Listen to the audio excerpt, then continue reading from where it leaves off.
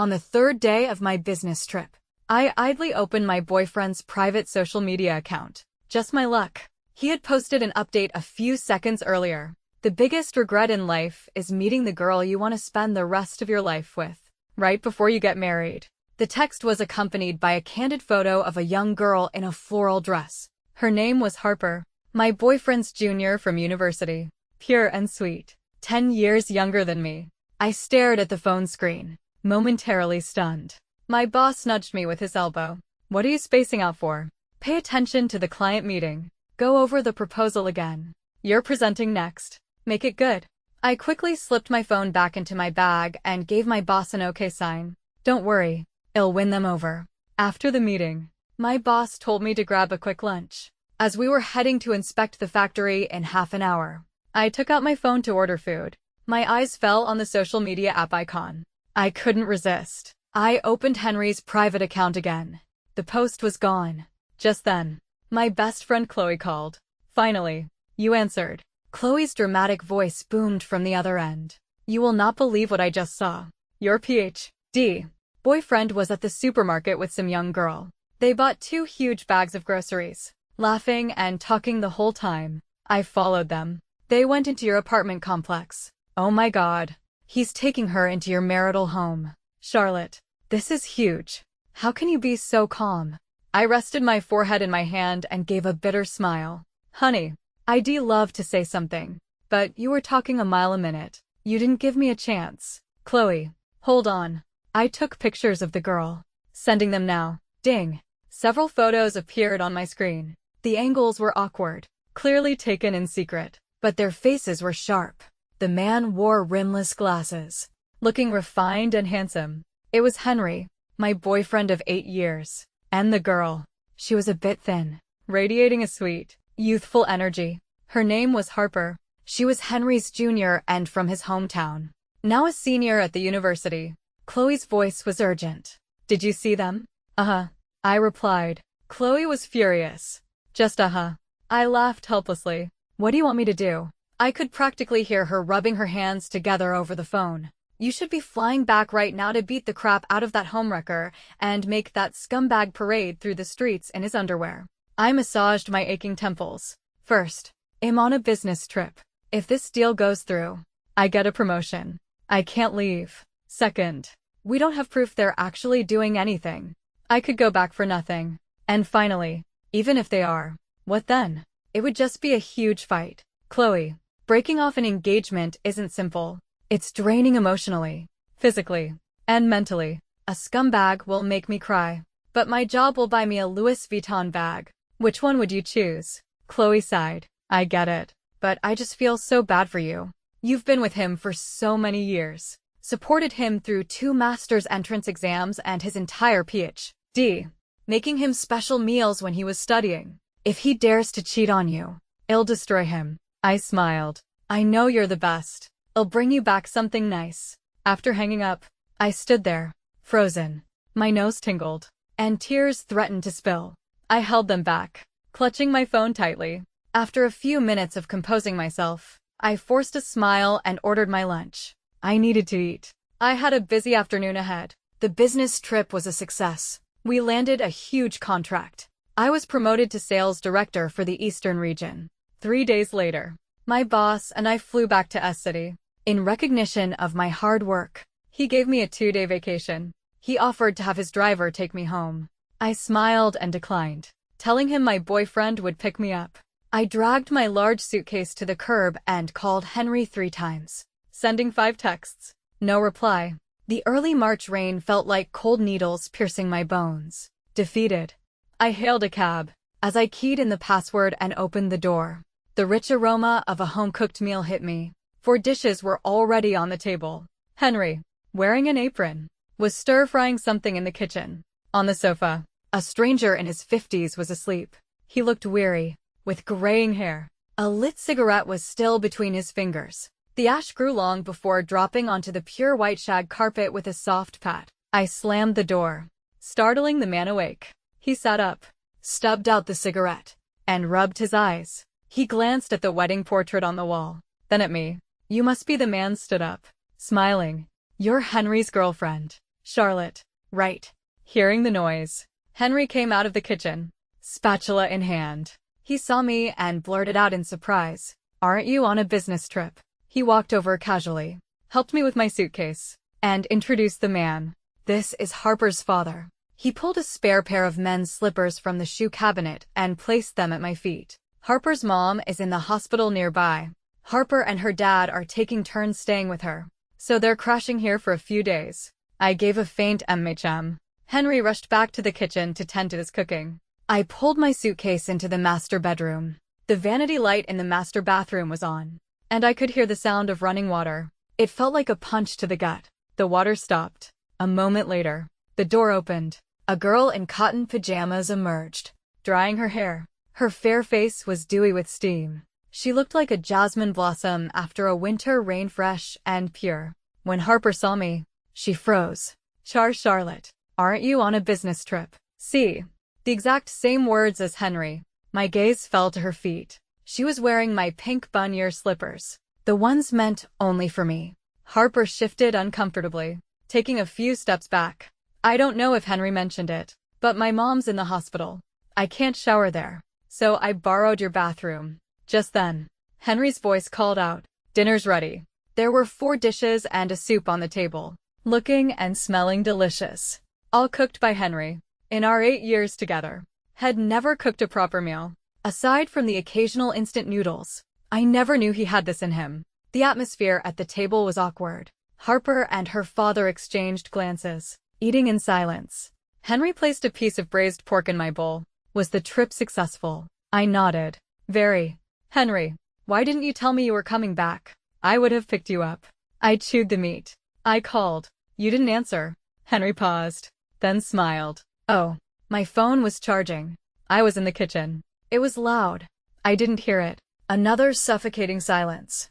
Harper's father chuckled. "Charlotte, you're so lucky to have a great guy like Henry. He's highly educated, thoughtful, and he can cook. You don't find men like that anymore." I pulled out my phone and opened a hotel booking app. "Sir, I've booked a hotel for you. It's conveniently located, just a few minutes from the hospital."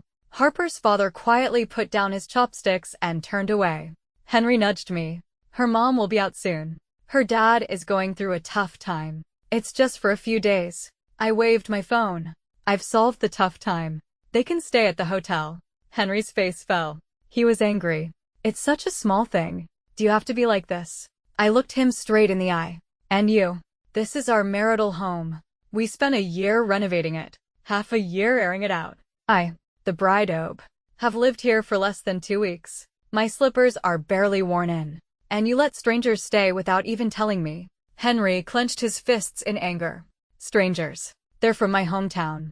Harper is my junior." Just then, Harper, who had been silent, put down her chopsticks. "I'm sorry, Ms. Charlotte." Her eyes reddened. She stood up and pulled at her father's arm. "We're very sorry for staying here without asking you first." She bowed deeply. Her father sighed and bowed as well. The middle-aged man's back was stooped, his face a mask of shame and humiliation. "Our apologies, Ms. Charlotte." For a moment, my heart softened. I wondered if I was being too harsh. Harper wiped away a tear. Her voice choked. "We've been a bother. My mom is still at the hospital. We will leave now." Henry rushed to console her. "Harper, don't cry. Charlotte didn't mean it like that. She doesn't want you to leave." I hardened my heart. "No, that's exactly what I mean. I don't like strangers in my marital home." Harper glanced at me, then started packing with her father. A few minutes later, they were at the door with their luggage. Henry followed them anxiously, trying to apologize. "It's raining outside. Wait.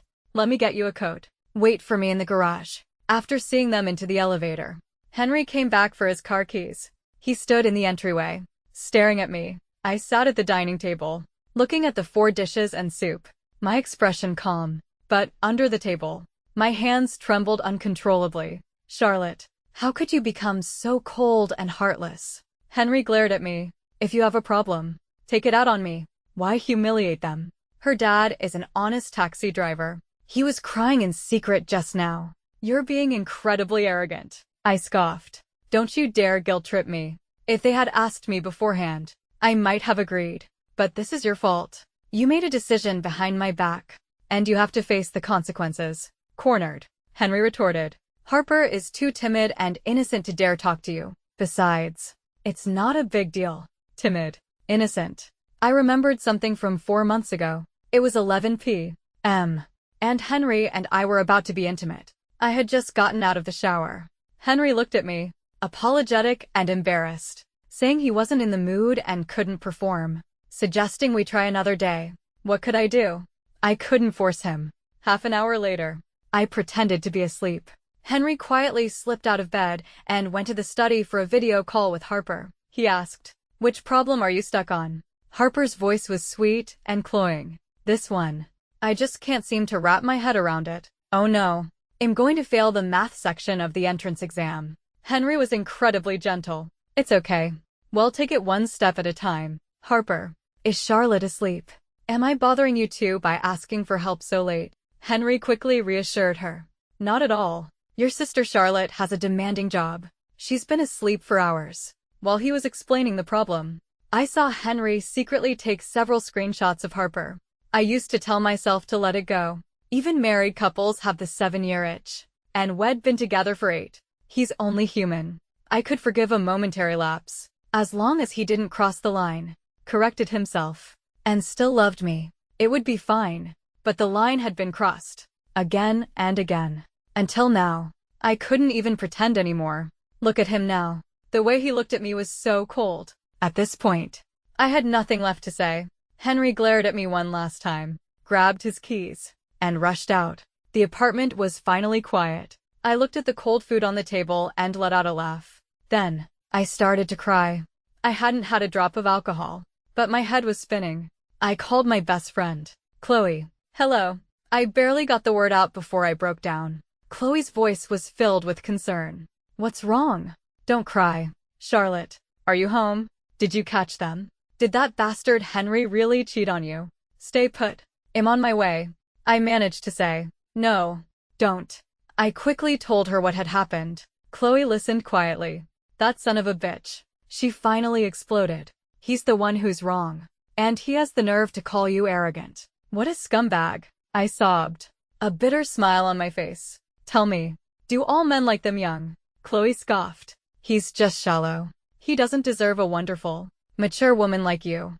I curled up in the chair, silent for a long time. I always thought he was a typical science and tech guy, too logical, too clueless to be romantic. I remember when I had a miscarriage 2 years ago. He made me chicken soup, and his hands were all red from the heat, even though I knew he just used a frozen chicken from the supermarket. I was so moved. He had to go out of town for an academic conference and asked if I'd be okay alone. I told him I was recovering well and it was fine. He ordered takeout for me and left. Today, seeing him cook that 4-course meal, chasing after that girl. It turns out, a tech bro isn't incapable of romance. The romance just wasn't for me. Chloe lit a cigarette on the other end and exhaled slowly. From the sound of it, they probably haven't slept together. "Charlotte, what are you going to do?" What was I going to do? I used to think marriage was the answer, that every couple had their problems, and 8 years of history isn't easy to let go of. But now, the presence or absence of love was painfully obvious. I couldn't stand the thought of him sleeping next to me, making love to me, while thinking of another woman. "Chloe, I don't think I want to marry him anymore." Chloe's voice was urgent. "Are you sure?" Just then, my phone vibrated. A message from Henry. "Charlotte, I've been thinking a lot. I can't accept your arrogance and how you bully the weak. Harper and her father were my guests. The way you treated them was a reflection of how you look down on me. I think we need to consider if our values are compatible." I read the message and laughed. Then, his call came through. I hung up on Chloe and answered. "Hello, Charlotte. It's me. Harper is sitting right next to me. She's been crying this whole time. The phone is on speaker. I need you to apologize to her immediately. If you refuse to apologize, then I will have to seriously reconsider whether we are still suitable for marriage." My anger flared. "Fine. Then let's not get married." Silence on the line. Neither of us spoke. The seconds ticked by. In those silent 10 or so seconds, I was furious. Tears streamed down my face as memories of the past 8 years flooded my mind. I was 23 then. a fresh graduate, working as a course consultant for a test prep company. I was handing out flyers at the university gate. Most students took them and threw them away. Only Henry took it, read it carefully, and smiled at me. Thanks. I'll check it out if I'm interested. Later, he really did come to the center, and we added each other on WeChat. And then, he confessed his feelings for me. He was smart and rational. He would listen patiently to my work complaints and help me sort through my thoughts when I was confused. He would wait for me downstairs at my office for 2 hours when I worked late. When I came down, he'd jump up from the sofa, rubbing his sleepy eyes, pull an umbrella from his bag, and wave at me with a smile. Hungry, baby? At a food stall, I was harassed by some drunk hooligans. Without a word, he grabbed a beer bottle and went after them. They were big, burly men, and he was a slender, scholarly type. He was beaten to a pulp. At the police station, I was a mess, crying my eyes out. He smiled and comforted me, stroking my head. The movement pulled at a wound, and he winced in pain. 8 years of history. Even with all of this, how could it be so easily broken? How could I just let it go? I took a deep breath. We were both angry. A calm conversation was impossible right now. The best thing to do was hang up, take a few days apart, and then talk. I was about to speak, but then Henry said, "You're a psycho." Beep, beep, beep. He had hung up. I stood there, phone still to my ear, my mind a complete blank. What did he just say? It wasn't until Chloe called again that I snapped out of it. The screen lit up, the ringtone persistent. I answered, a torrent of anger and hurt ready to pour out. "Charlotte, why did you hang up so suddenly?" Chloe asked cautiously. "Did Henry call you?" I covered my mouth, sobs escaping through my fingers. Chloe was frantic. "I'm coming over now. Don't cry." "Honey." I was incoherent. "He told me to apologize to Harper said if I didn't, we wouldn't get married." I said fine. "Do you know what he called me?" "A psycho." "Chloe, it's impossible. We're really over." Chloe soothed me. "He's the psycho. Wait for me. I'm on my way." After she hung up, I cried, clutching my phone. My head snapped towards the table full of food. "Henry, fuck you." I swept the dishes to the floor, stomping on them, cursing wildly. I wanted revenge. I was going to go over there right now, grab that bastard by the hair, and bash his head in. I was going to go to his university and cause a scene, get him expelled, ruin his career prospects, and humiliate him in front of his entire department. Yes. And I was going to find that bitch Harper. She was trying to get into grad school. Right. She'd even made it to the interview stage. A homewrecker like her had no right. I was going to report her to the admissions office. I had dozens of ways to destroy them, to ruin them socially, to make them suffer. I knew if I was willing to go all out, I could do it. I wiped my tears and stumbled to the fridge. I grabbed a can of beer and chugged half of it. The bubbles made me nauseous. I threw the rest of the can on the floor and went to the wine rack. I took a bottle of red wine, a gift from our engagement party. I fumbled with the corkscrew, unable to open it. Finally, I smashed the bottle on the coffee table. With a crash, the bottle broke in half, red wine staining the carpet. I picked up the broken half and drank from it. Dizziness washed over me. I collapsed onto the floor, crying. So what? After I got my revenge, after I let out my anger, then what? Just then, my phone rang. I looked down, a tear splashing onto the screen. It was my boss. I quickly wiped my eyes, composed myself, and answered. "Hello, Mr. Evans." I sat up straight. My boss chuckled awkwardly. "Sorry to bother you on your vacation. It's just, there seems to be an issue with that proposal. I've made some notes and emailed it to you. If you're not too busy, could you take a quick look?" I clenched my fist. My boss could abuse me 1,000 times, and I'd still treat him like my first love. "No problem," I said with a professional smile. "I'll have it in your inbox before work tomorrow." He pushed his luck. "Could you possibly get it done by midnight tonight? It's a bit urgent." I checked my watch. It was 8 p.m. "Yes," I replied through gritted teeth. He chuckled. "Thanks a bunch, Charlotte. You're a lifesaver. I'll treat you to a nice dinner soon." I rolled my eyes. Lifesaver. More like your loyal workhorse. After hanging up, I checked my email. It would take at least 3 hours. I used the coffee table to pull myself up, stumbling from the dizziness. I couldn't work like this. I rushed to the bathroom, stuck my fingers down my throat, and threw up all the alcohol. I splashed water on my face and looked at myself in the mirror. My makeup was a wreck, my eyes red and swollen. What a mess. So what? I asked myself again. What would I gain from revenge? Or rather, was this man worth my time, energy, and emotions? My life didn't revolve around him. I had my job, my parents, money, friends. I was attractive and in good shape. Losing him wouldn't destroy me. He wasn't worth it. The bathroom was still damp, smelling of Harper's body wash. I frowned and walked out. I took a deep breath, made a large glass of honey water to sober up, and tied back my hair. Before I could work, I had a few things to take care of. First, I changed the password on the door lock. Second, I contacted the property manager, provided my purchase contract, property deed, and bank statements, and demanded that Henry's key card be immediately deactivated. I also informed them that Henry had violent and homicidal tendencies and would likely be harassing me, a valued resident, for the next few days. I told them I would call for help at any time and expected property management and security to remove him and support me in calling the police. I made it very clear that if anything happened to me, I would hold them legally responsible. Third, I scheduled a deep cleaning service and a local courier for the next day. Fourth, I blocked Henry's number and sent him a final text on WeChat. Wedding is canceled. I agree. I paid for the apartment in full. Your family paid for the renovations. And we both contributed to the appliances. We have receipts for everything. I will have a professional assess the costs and send you a breakdown within a week. Since we're not married, our assets aren't mixed, so it should be straightforward. I will have your things couriered to your university dorm tomorrow. If you need to contact me, use email. I'm very busy. Do not disturb me. After sending it, I blocked him. Just then, a message from Chloe arrived.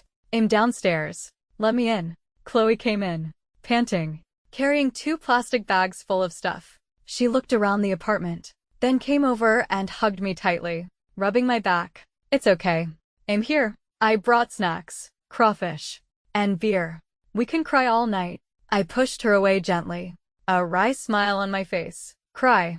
I have to work tonight. Chloe looked at me like I was an alien. Work. Did you and Henry make up? Is everything resolved? I shrugged. Nope.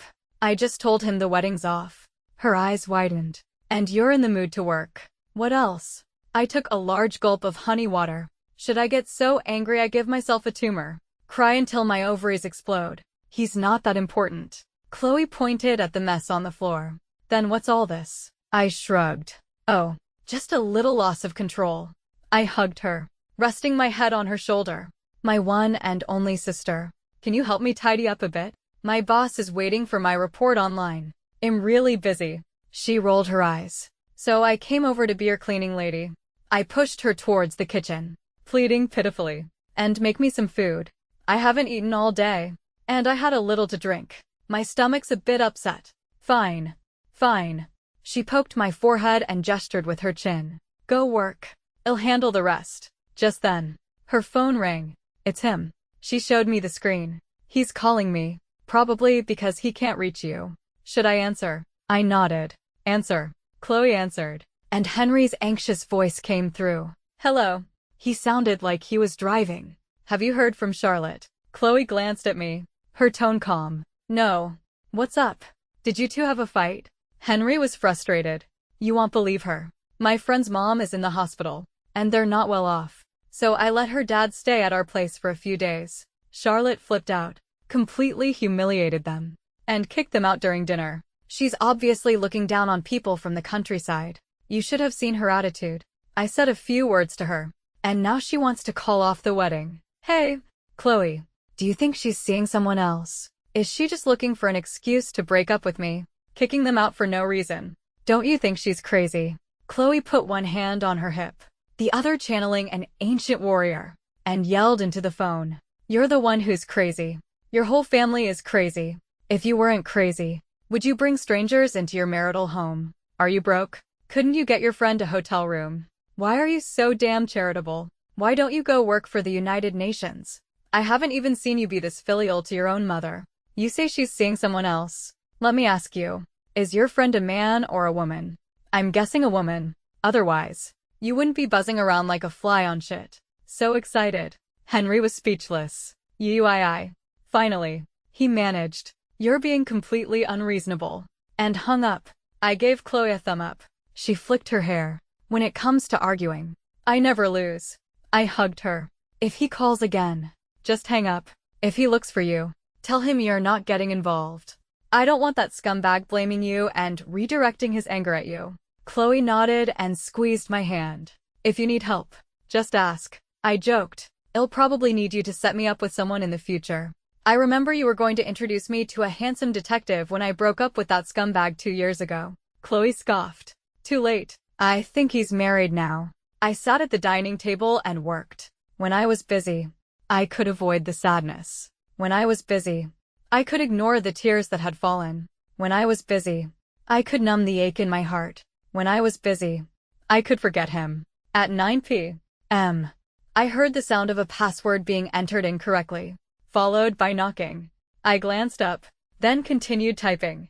The knocking turned into pounding. Charlotte, open the door. Chloe grabbed a broom and stood by the door, ready for a fight. She looked at me.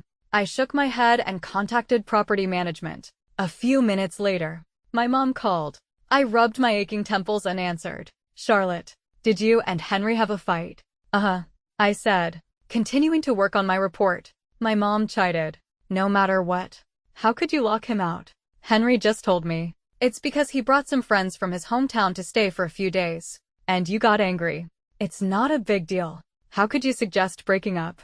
Your wedding is just around the corner. We've already told all our relatives and friends. How can you just call it off? What will people think of us? You're over 30. At your age, it's hard to find someone else. You know, Henry is handsome and so highly educated. You couldn't find a man like him even if you tried. Why are you being so dramatic? You two should sit down and talk it out. How could you lock him out? If you want, I'll take the train over tonight and see what's going on with you two. I clicked the mouse, finishing the last calculation. I took a deep breath, forcing myself not to get angry. I said to my mom, Mom, this is between me and Henry. I can handle it myself. I'm the one who has to spend decades with him, not you. You'd better not interfere, not try to persuade me, and not come over. My brother and sister-in-law are on the verge of divorce over my nephew's schooling. Last week, I lent my brother $40,000 to help them buy a house in a good school district. If you say one more word, I'll take the money back immediately. If he doesn't repay it, I'll sue.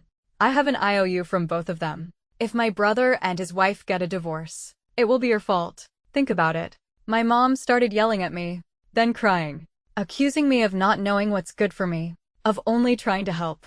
But despite her yelling, she didn't try to persuade me anymore. Annoyed, I hung up.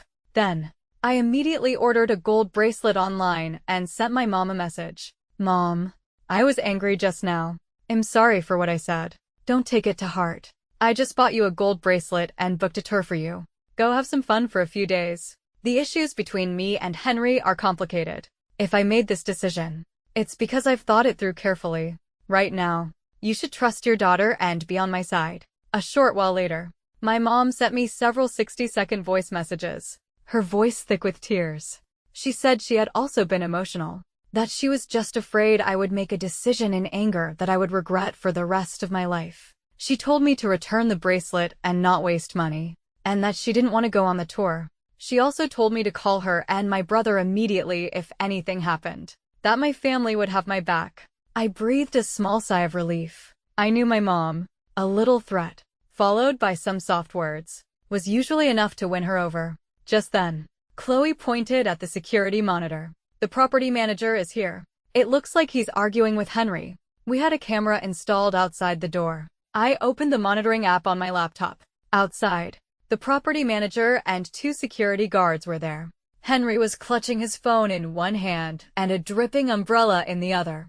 His brow was furrowed in anger, but he explained with a forced smile, I'm the man of this house. You should have met me when we took possession. My fiancé and I just had a little argument. A domestic dispute. It's nothing serious. You can go. The manager smiled placatingly. But the owner, Ms. Charlotte, said she is single. She called us up here. So we. Henry's face darkened. He started pounding on the door. Charlotte, open up. If you don't, I'm breaking the lock. The manager tried to reason with him. Sir, how about this? If this is really a domestic dispute, you should communicate with MS. Charlotte privately. Your current behavior is disturbing the other residents. Henry was furious. There's only one apartment per floor. Who am I disturbing? Is it illegal for me to knock on my own door? Seeing he was getting nowhere, the manager called me. Hello, MS. Charlotte. Before he could finish, Henry snatched the phone. Charlotte. He backed away from the door, looking up at the camera. His handsome face twisted with rage. Open the door. I clenched my fist, staring at the screen. No. Henry's lips tightened. He gritted his teeth. Then unblock my number and we chat. Let's talk. I scoffed. No. Henry threw down his umbrella and gave the camera a thumb up. Fine. You win. I'm not leaving. Let's see you stay in there for the rest of your life. The manager tried to intervene. Sir, please be reasonable. MS. Charlotte has instructed us that if you refuse to leave, we can call the police to ensure her safety. Henry raised an eyebrow. The police. Go ahead. I'd like to see her not open the door when they arrive. I looked at the man on the screen and went for the jugular. Henry, I won't call the police, but I will call your academic advisor and have him come and drag you away. Henry froze. You wouldn't dare. I smiled. Not only do I have your advisor's contact information, but I also have the numbers of all your classmates. We can all have a nice little gathering. How about that? Henry glared at the camera, and after a few seconds, squeezed out. You're ruthless. He returned the phone to the manager, picked up his umbrella, and left in the elevator.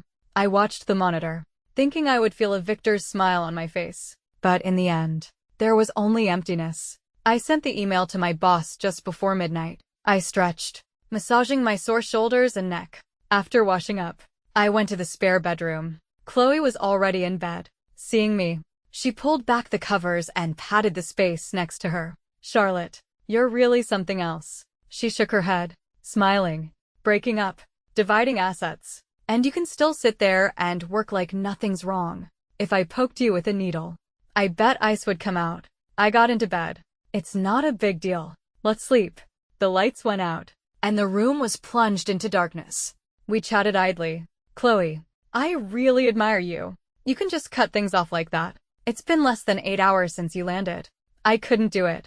I'd have to fight and cry with my husband for dozens of rounds. I stared at the dark ceiling. That's because we've already fought and broken up so many times before.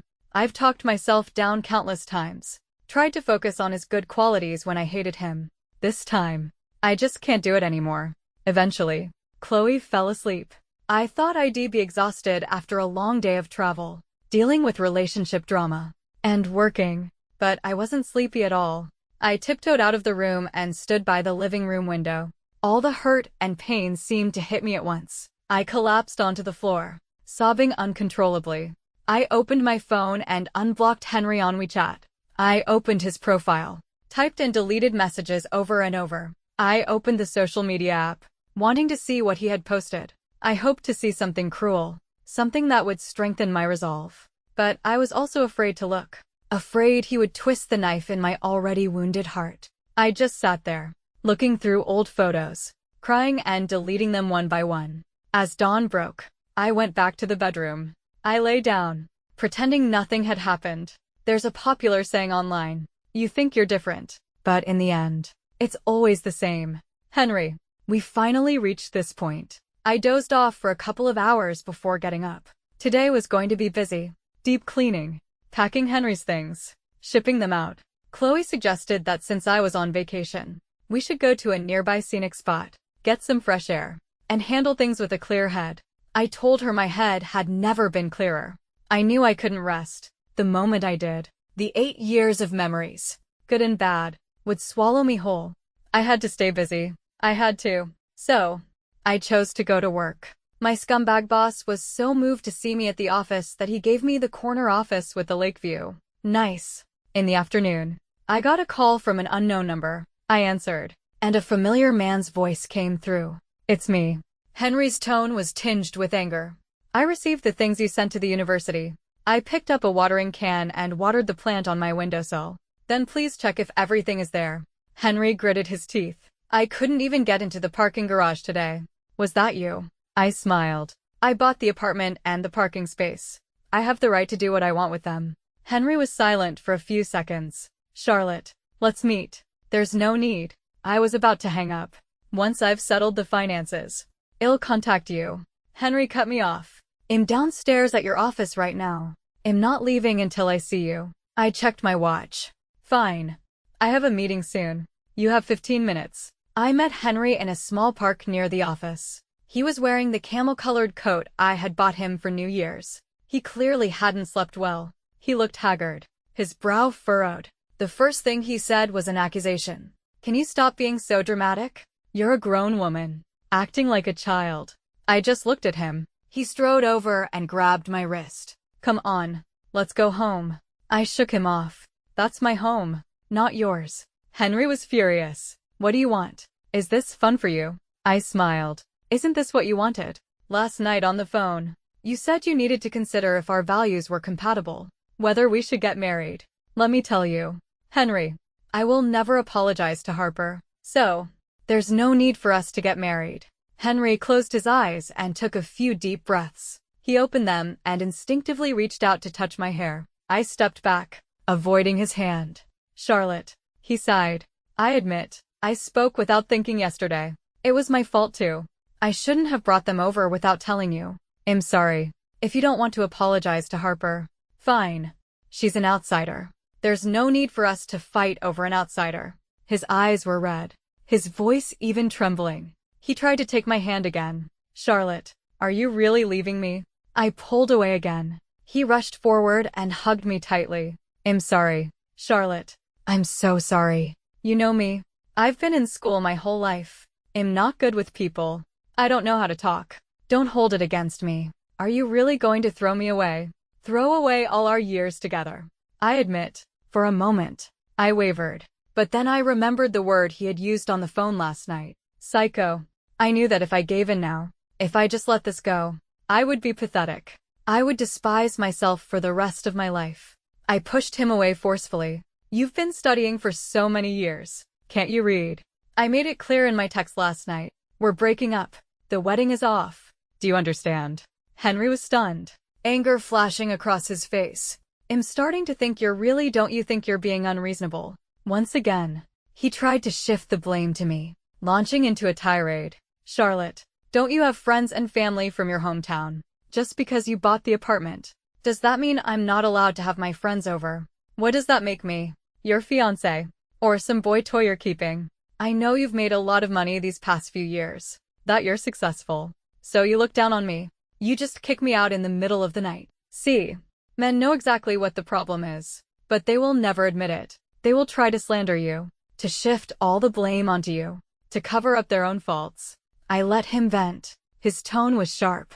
What are you staring at? Am I wrong? I glanced at my watch. 2 minutes left. Henry, does the fact that I make more money than you make you feel insecure? You've been studying all these years. I've paid for 80% of our expenses. What are you if not a boy toy? No. A boy toy is good in bed and obedient. You're not. You're a kept man with an attitude. Henry was like a cat whose tail had been stepped on. He exploded. What the fuck did you just say? I scoffed, crossing my arms. And another thing. If you think I'm angry just because you brought your friends over, you underestimate me. When we were renting, you brought your uncle, your friends, your sick relatives. Did I ever not do my best to take care of them? To make you look good? Why am I only targeting Harper and her father? Henry, do you really need me to read out your private social media posts for you to stop being so stubborn? Since you met the girl you want to spend your life with before getting married, you should go for it openly, not sneak her into our home. A flicker of panic crossed his face. He scrambled to defend himself. Charlotte, you must have misunderstood something. I never posted anything on a private account. Harper and I are just friends. Nothing more. How could you think that of me? I just see her as a little sister. She's preparing for her entrance exams and sometimes asks me for help. That's it. I pointed to my watch, telling him his time was up, and turned to walk back to the office. Henry followed, grabbing my arm, chattering on with his explanations. I told him, If you follow me, if you touch me again, I will have security drag you away. Then, I will send pictures of your pathetic state to every single person in your academic department. Every single one. Henry didn't touch me again. I knew he was still behind me, but I didn't look back. Over the next few days, Henry realized I wasn't just throwing a tantrum, but was serious about calling off the wedding and breaking up. He tried to see me several times, but I refused. The property manager called to tell me Henry had been loitering downstairs, once staying until 2 a.m.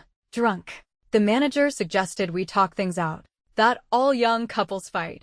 I reiterated that I had no relationship with Henry and hinted that he might have some mental issues. I also suggested that they should ask him to leave. Otherwise, they would be responsible if the safety of other residents was threatened. Frustrated at the apartment complex, Henry tried a new tactic. He got our mutual friends to mediate, and even approached my boss to arrange a dinner to clear up the misunderstanding. My boss, being an old fox, agreed on the surface, but never once brought it up with me. He only mentioned that if I had personal matters to attend to, I could take a few days off. That wasn't necessary. For days after our final confrontation, I received a call from Harper. The young girl wanted to meet, saying she had a personal score to settle with me. A personal score. Interesting.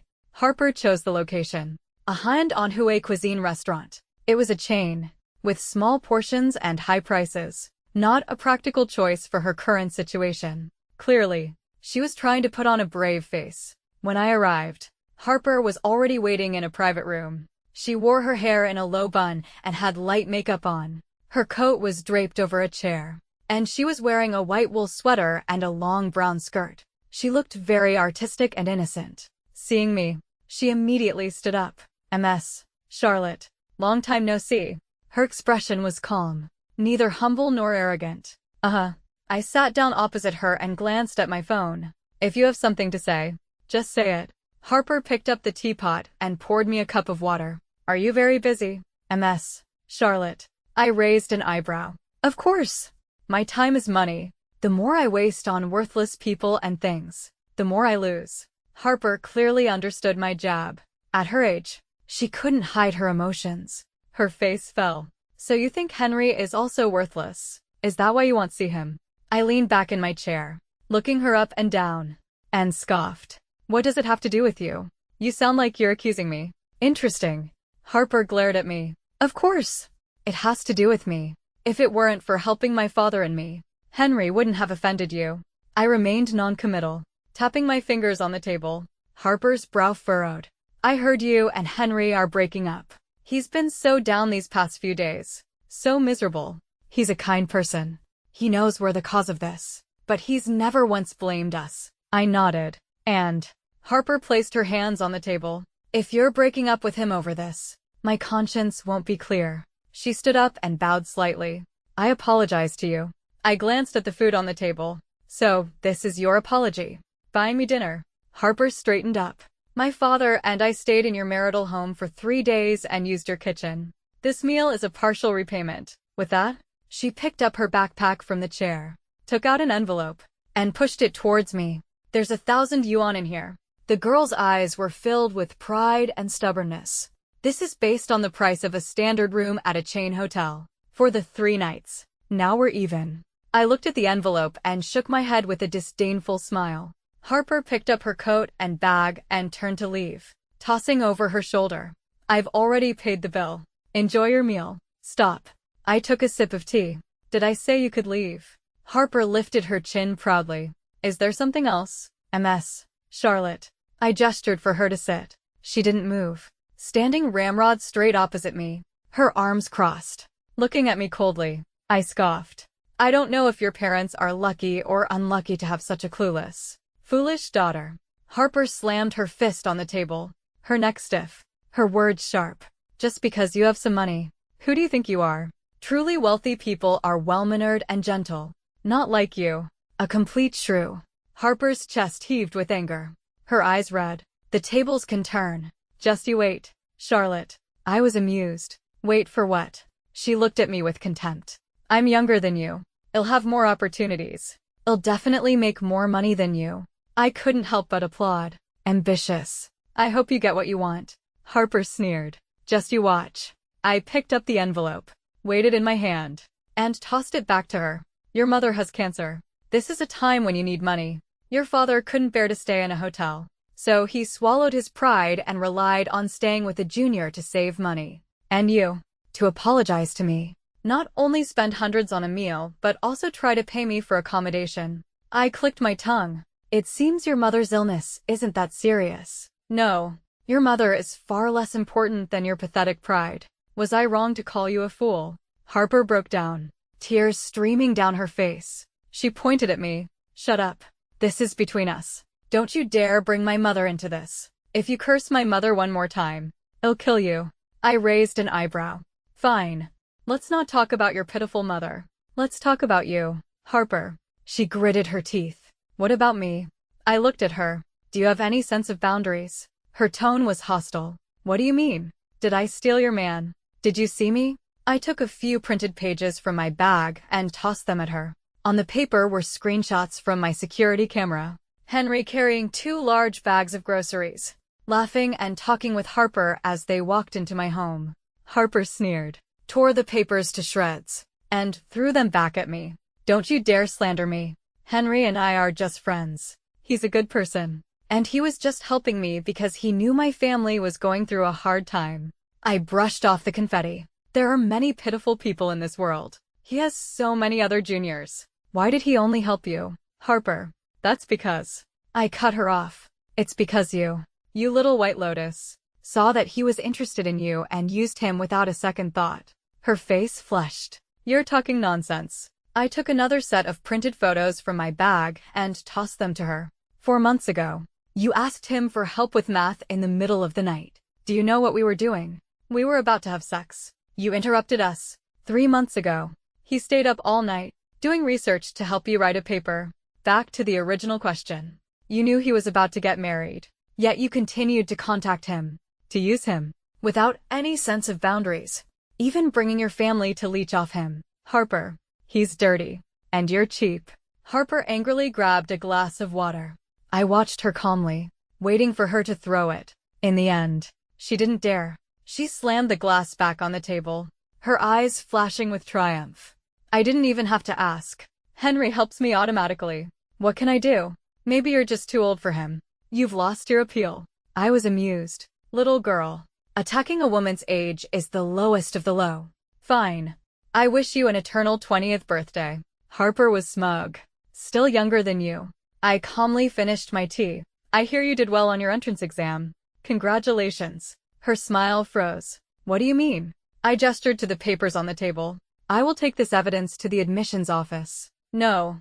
On the day of your interview, I will go and have a chat with your interviewers. We'll talk about how you had late-night chats with Dr.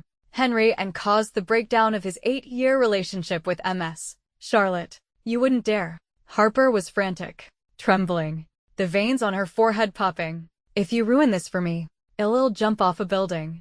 She took out her phone, which was recording, her breathing ragged. But before I die, I'll let the world know that you drove me to it. I looked at her coldly. You'd kill yourself over something so small. That's all you're capable of. With that, I took out my own recording phone from my bag and waved it. You think you're the only one with a plan. You think I've been in the real world all these years for nothing. I stood up. Harper, go home and listen to the recording. Review how I drove you to this. Isn't everything I said the truth? I am the victim here. Harper looked as if all her strength had been drained. She just cried. I picked up my bag to leave. Just as I reached the door, she suddenly spoke. Charlotte, did you know? I was in a bad mood back then. To cheer me up, Henry drove over 300 kilometers to my hometown, just to buy me my favorite donkey meat sandwich from a shop near my old high school. I frowned. What are you trying to say? Harper looked at me through her tears, a provocative smile on her face. You were so good to him. What did he ever do for you in return?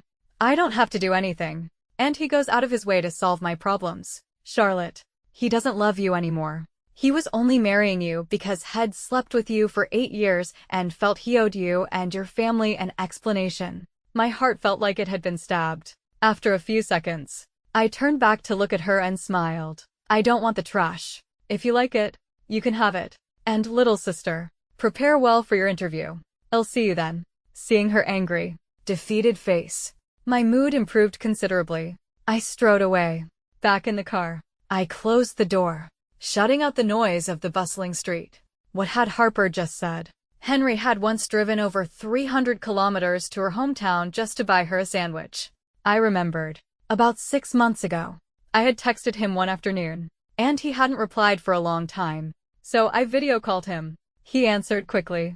He was driving alone on the highway, complaining on the phone that his advisor had given him a personal errand to deliver a hard drive to B County. I was worried he'd have an accident, so I told him to be careful and quickly hung up. I hadn't suspected anything at the time.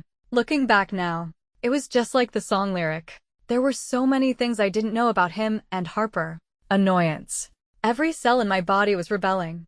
I took out my phone, dialed Henry's number, wanting to question him, to curse him, to run this lying scumbag over. The phone rang. It was Chloe. Hey, Charlotte. Didn't you meet with that little white lotus today? Is it over? Uh-huh. I said. It's over. I turned and found a half-pack of cigarettes and a lighter in my bag. Chloe had left them at my place last time. I didn't normally smoke, but right now, I desperately needed the nicotine to calm my nerves. I lit one, took a deep drag, and coughed. What's wrong? Chloe asked with concern. Are you smoking? I heard the lighter. Heh, looks like that little white lotus really got to you. I held the cigarette, my hand resting on the steering wheel. After a moment, my emotions stabilized. I briefly told Chloe what had happened in the restaurant. I sighed. Today, it felt like I was winning on all fronts. But somehow, I still feel like I lost. Chloe teased. Did you lose the trash to her? I smiled but didn't say anything. Chloe asked. That girl is so arrogant. Do you want to teach her a lesson? I rubbed my aching temples and looked out the window. I saw Harper standing at a bus stop not far away, crying on the phone, looking miserable. I stubbed out the cigarette. Well, see, I told Chloe. Then Chloe remembered something. By the way, Henry has been contacting me constantly these past few days, begging me to mediate. And he's arranged a dinner for tomorrow. He's going to propose to you again in front of all your friends and family. He told us to keep it a secret. What is he playing at?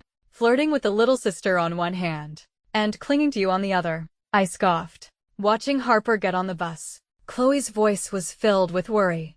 After 8 years, I'm just afraid you'll go soft on him. I started the car and pulled out of the parking space. He secretly brought my mom over from our hometown. He thinks I don't know. You should come tomorrow too. If I go soft, just slap me twice and wake me up. The next morning, I was woken up by a call from my mom. She said she had come to see me.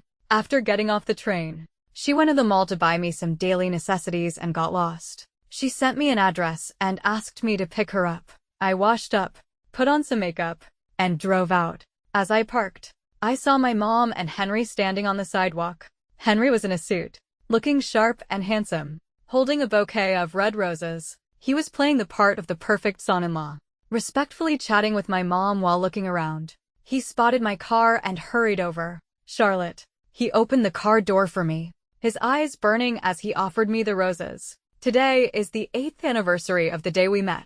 I didn't take the flowers.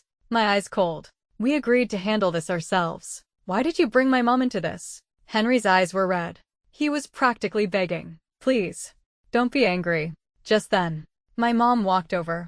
She stroked my arm, looking from me to Henry, tears in her eyes. You two have been together for so many years. Look at you. You're so perfect together. If it weren't for your father's passing a few years ago, you would have been married long ago. My dear, life is long. You'll face hardships. But as long as you have each other, you can get through anything. Charlotte, I know how deep your love for Henry is. Have you forgotten the time he got a concussion protecting you? If he didn't truly love you, why would he defend you like that? I was getting annoyed. Henry was very good at brainwashing, and my mom was the type to buy snake oil from live stream sales. Sure enough, my mom took my hand and placed it in Henry's, holding them together firmly. Charlotte, Henry has promised me that if he ever hurts you again, I can beat him to death myself. I tried to pull my hand away. Henry held on tight, looking at me pitifully.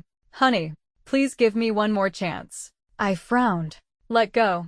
He held on even tighter. I've invited my parents. our friends, and even your boss, Mr. Evans. My voice rose. What? You invited Mr. Evans? Isn't this embarrassing enough? Actually, Mr.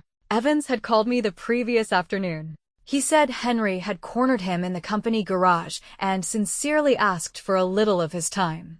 Henry had told him he was going to propose again and wanted Mr. Evans to be a witness. Mr. Evans had asked for my opinion. I had scoffed and said there was no need to go. It was just an act. Mr. Evans said he loved a good show and wanted to go. I was speechless. What could I do? He had practically kidnapped my boss. If I didn't go, who would pay my salary? Henry had booked a small banquet hall. It was decorated with roses and pink balloons. There weren't many people. His parents, my mom, my brother and sister-in-law, 4 of our mutual friends, and my boss. As soon as I entered, I saw my brother cheerfully greeting the guests. He was a typical big, loud northern guy. Uncle, Auntie, please have a seat. What would you like to drink? Make yourselves at home. Henry's parents, a teacher and an education bureau employee, considered themselves from a scholarly family. They were traditional and conservative and looked down on my brother, who had dropped out of high school to work. Of course, they also looked down on me, a saleswoman from a third-rate private university, not good enough for their son, the Ph.D. from a top university. When Henry first took me home, his mother had bluntly asked if my job required me to drink with clients and advised me not to wear too much perfume and to keep my skirts below the knee. Otherwise I'd be indecent. Now, in response to my brother's warm greeting, they nodded politely, exchanging disdainful glances. After greeting Henry's parents, my brother went to my boss, pouring him tea with both hands. You must be Mr. Evans. My sister talks about you all the time. Says you're amazing. Thank you for taking care of her all these years. Mr. Evans patted my brother's arm and joked. You're even more of a smooth talker than your sister. Ever thought about working for us? My brother played along. I'd be honored. Just then, Chloe saw us and stood up, waving. Auntie, Charlotte, you're here. I smiled and nodded, looking at my brother. He gave me a slight nod and a wink. The night before, my brother had called, saying Henry had driven to our hometown, most likely to ask our family to persuade me to reconcile. He had asked me what I wanted to do. I told him, if he invites you, you should come. We had to have a family meeting to call off the wedding anyway. This was as good a chance as any. I sat down with my mom next to Chloe. As soon as I sat, I felt a hostile gaze. It was my soon-to-be mother-in-law. She glared at me, seeing I wouldn't acknowledge her. She threw her napkin on the table and muttered, "No manners." Yep, I heard that. My mom, on the other hand, was all smiles, leaning over to chat. What time did you get in today? Henry's mother was sarcastic. Whenever Charlotte decides, her husband discreetly tugged at her sleeve, signaling her to be patient. I sneered. Chloe leaned in and whispered, your ex-mother-in-law was just bragging to your boss about her son being a Ph.D. from a top university. How amazing he is. And she asked your boss how well you're doing at work. How much you make? I quickly asked. What did Mr. Evans say? Chloe stifled a laugh. What did he say? Your boss is a clever man. After a short chat, he managed to find out how much her pension is, and how much they have left in their savings after paying for your renovations. She only realized later, and her face turned so red. That's why she was grumbling about business people being too cunning. I chuckled. My scumbag boss had been quite helpful today. Suddenly, the lights dimmed, and soft music began to play. Photos of me and Henry appeared on the big screen. It was from when we first met, a photo from the test prep center. I wore no makeup, and he was dressed plainly. Our eyes were full of light. Then, the song The Wind Rises started playing, and Henry's friend and roommate, Dai Siofeng, began to sing. Henry walked onto the stage, holding the roses. He took the microphone and bowed. Thank you, my dearest friends and family, for taking the time to be here today to witness Charlotte's and my happiness. He looked at me with deep affection. In 2015, Charlotte and I first met at the university gate.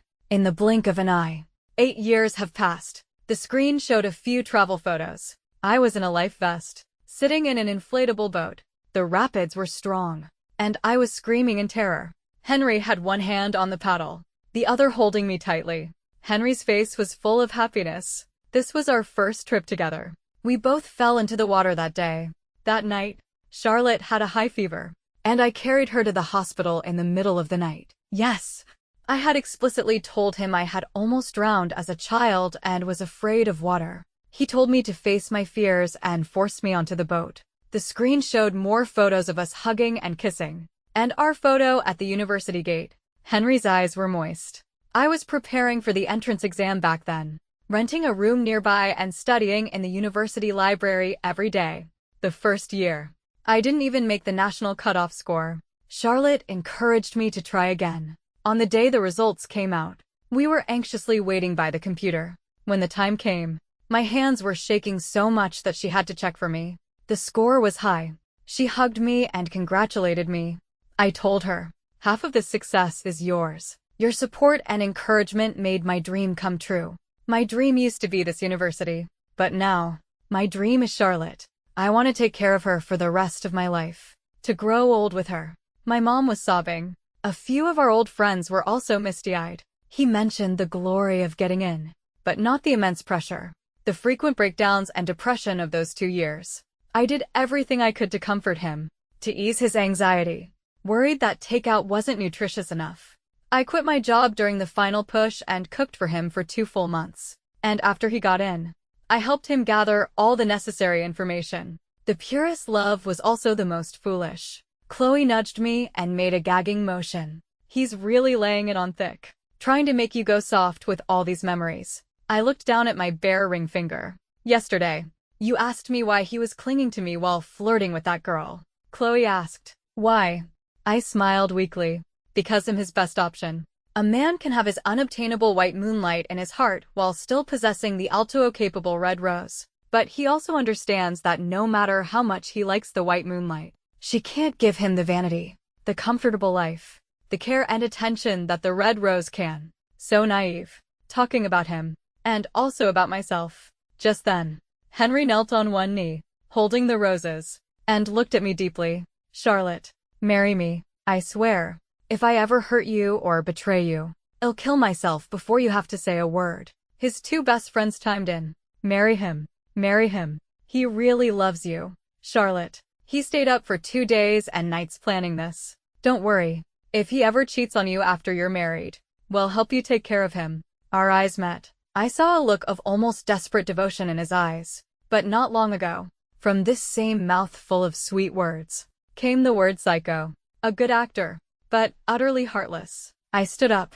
Chloe immediately grabbed my wrist. I smiled at her and walked onto the stage. Standing in front of him, he held the roses higher, his handsome face deceptively sincere, tears in his eyes. "Charlotte, I love you." He did love me. He loved me enough to go behind my back and gather my family, friends, and boss, thinking that I would be too afraid of public humiliation to do anything but forgive him. Just like all the times before, I bent down and helped him up. "Get up first." He tried to hug me. The audience applauded. I took the roses and placed my hand on his chest. "Can I say a few words?" Thinking I had given in, he visibly relaxed and stepped aside. I turned and looked at my brother. He understood and walked over, putting an arm around Henry, raising his fist in a mock punch, then just tapping him lightly. "Brother-in-law, if you're not good to my sister, I'll beat you to a pulp." Henry chuckled. "Don't worry, big brother. I'll take good care of Charlotte." I walked to the laptop connected to the screen, took a USB drive from my pocket, and plugged it in. "Thank you, my dear friends and family, for coming to witness our happiness." I bowed, then looked at Henry. "Thank you, Henry. I'm really touched." I clicked on a folder on the USB drive, and a photo appeared on the screen. I was in my pajamas, in bed. Henry was next to me, holding a bowl of soup and blowing on it. "Thank you for the completely non-nutritious, yet beautiful soup you made me with frozen chicken after my miscarriage." I clicked the mouse, and the next set of photos appeared. Henry on a video call with Harper. Henry bringing Harper into our marital home. "Thank you for tucking me in so you could tutor your little junior in the middle of the night. Thank you for your overwhelming charity in bringing your little junior into our marital home while I was on a business trip. Thank you for forcing me to apologize to your little junior. And thank you for bestowing upon me the beautiful title of psycho after I clearly refused. Henry, panicked, tried to come over. He never expected me to be so undignified. But he was held back by my brother and couldn't move. I played a pre-edited audio clip. Harper's triumphant and provocative voice filled the room. Charlotte, did you know? I was in a bad mood back then. To cheer me up, Henry drove over 300 kilometers to my hometown, just to buy me my favorite donkey meat sandwich from a shop near my old high school. Charlotte, he doesn't love you anymore. My mom was the first to react, her face a mixture of disbelief and fury. Henry, you cheated. His face went pale. He wanted to explain but didn't know where to start. He looked at me, his eyes a complex mix of anger, annoyance, panic, and shame. Finally, he could only plead. Charlotte, please, stop. I sneered. Why stop? All our friends and family are here. This saves me the trouble of explaining it to everyone later. All the pent-up frustration from my memories burst forth. I threw the roses at him. Get the hell away from me. And you're the psycho. Your whole family are psychos. You mama's boy who's never been weaned. Henry was still trying to salvage the situation. Charlotte, you've misunderstood. I didn't. Harper and I are just friends. You're slandering me. I hovered the mouse over a dark video file and looked at him with a raised eyebrow. Do you want me to play the video of you jerking off to Harper's picture for everyone? His eyes went bloodshot. Don't. I'm begging you. Don't. I couldn't help but laugh. Henry, I was just bluffing. I didn't think you'd actually done something like that. He froze, his face ashen. He broke free from my brother and lunged at me like a madman. The moment his hands touched me, I fell backward, my body hitting the wall with a thud. You hit me. I looked at him in terror. His chest heaved with anger. I didn't. Don't you dare lie. He tried to pull out the USB drive. I pointed at him. You did hit me. Everyone saw it. The next second, I rushed forward to grab the USB. What are you afraid of? Dr. Henry, let's let everyone see. He pushed me away, using his height advantage to shove my face. I covered my face and screamed. You hit me again. Then, I grabbed him and threw him over my shoulder. I straddled him and slapped him across the face. Once, twice, 3 times. Thank you, Henry. After you got hurt for me all those years ago, I swore I would become strong enough to protect myself. I immediately signed up for judo and kickboxing classes. Feels good, doesn't it, Henry? The banquet hall descended into chaos. Henry's mother rushed over, hitting me and calling me a shrew, trying to get me off her son. My mom let out a yell and charged, grabbing the woman's hair and kicking her. The 2 women were a tangled mess, their screams deafening.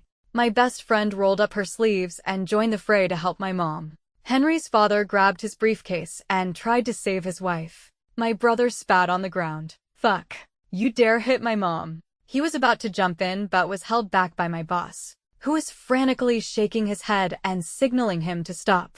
It was a complete mess. In the end, the romantic novel turned proposal ended badly, with us at the police station. Henry's mother's face was scratched up, and she wanted to press charges. My mom, who despised cheaters and adulterers, stood with her hands on her hips. Go ahead. I'll fight you in court. And not only that, anytime your son has a major event, I'll be there to give a speech and tell everyone exactly what kind of person he is. The 2 women started fighting again in the station. It was impossible to separate them. Finally, my scumbag boss produced a video of Henry pushing me and shoving my face, beating me to the ground, proving I acted in self-defense. They were still taking statements inside. Henry and I sat on a bench outside. Neither of us spoke. His face was swollen from my slaps. His suit jacket was draped over his arm. His white shirt wrinkled, 2 buttons missing. My hair was a mess, and one of my heels was broken. He took a cigarette from his pocket, lit it, and opened his phone, deleting our old photos one by one. I called the wedding planner to cancel our contract and messaged the bridal shop to say we didn't want the other set of photos and that I would pay extra to have all the negatives destroyed. Just then, a police officer carrying a file walked over and frowned at Henry. No smoking in here. Henry nodded quickly, stubbed out the cigarette with his bare hands, and threw it in the trash. With his back to me, he suddenly laughed, a cruel edge to his voice. You just can't compare to Harper. Oh, I said, tidying my hair. Is it because she can handle you only being able to last 10 minutes? Then you're right. I can't compare. Henry turned and glared at me. I raised an eyebrow and gave him a seductive smile. Just then, people started coming out of the mediation room. Henry's mother, her face bruised, came over and grabbed her son's arm, shooting me a venomous look before spitting. Let's go, son. We're handsome and highly educated. We'll find a nice virgin next time and have a good life. My best friend scoffed and walked over with a new pair of shoes for me. As she passed the mother and son, she said sarcastically, with a mother like you, I'll never have a good life. It looked like another argument was about to start. Suddenly, my scumbag boss, who was talking to an officer, snapped his fingers at me. Charlotte, everything's sorted. I'm heading out. Then, as if remembering something, he added, Mr. Song from Tiancheng Group has a huge crush on you. The guy's only in his early 30s and already a billionaire. A Harvard Ph.D. He didn't dare make a move before because you were engaged. If you're interested, I can set you two up. There was no Tiancheng Group. No Mr. Song. I knew my boss was just trying to save face for me. I gave him an okay sign. Sounds great. Mr. Evans. He waved. I'm off then. Call me if you need anything. Okay, thank you, master. I rubbed my warm eyes, put on the new shoes, and left with Chloe. Henry and his mother went in the opposite direction, like two arrows shot from a bow. There was no turning back. I sold the marital home. The subsequent division of assets with Henry was, as expected, contentious, but it was resolved relatively smoothly. He wanted to get it over with quickly and was willing to let go of the appliances his family had bought. His mother refused. They had paid good money, and she wanted everything back, down to the last charging cable. On the day they moved the appliances, his parents specifically brought Harper along to help with the inventory. I was in a meeting at work and couldn't get away. My mom and sister-in-law were there with a checklist, making sure they didn't take so much as an extra wire. At the end of the month, I was at the airport for a business trip when I suddenly remembered it was the day of Harper's grad school interview. Could you really just let the woman who invaded your relationship go, like a fart in the wind? Dismiss her as not worth your time. Forget the past, and move on. I think I will, eventually, but not now. So, before boarding, I sent Harper a text. Interview today. Right. Have you met with your advisor yet? Are you prepared? Want your big sister Charlotte to come and cheer you on. I sent it and turned off my phone. I boarded, put on an eye mask, and went to sleep. 2 hours later, the plane landed. I got into the prearranged car and turned on my phone. Besides some work messages and emails, there were 2 missed calls from Harper and several texts. I ignored them, checked into my hotel, and had a quick meeting with my team. It wasn't until dinner that I opened her texts. Whatever you have to say. Let's talk face-to-face after I'm done. You and Henry have already broken up. Don't you think it's too much to keep dragging this out? Please. I've been preparing for this since my junior year. This is more important than my life. The most recent message was from 30 minutes ago. Charlotte, you win. I took a sip of soup. Looks like the interview is over. And it didn't go well. From our last meeting, I had gotten a pretty good read on her personality. Sensitive and proud. Stubborn yet fragile. A little clever.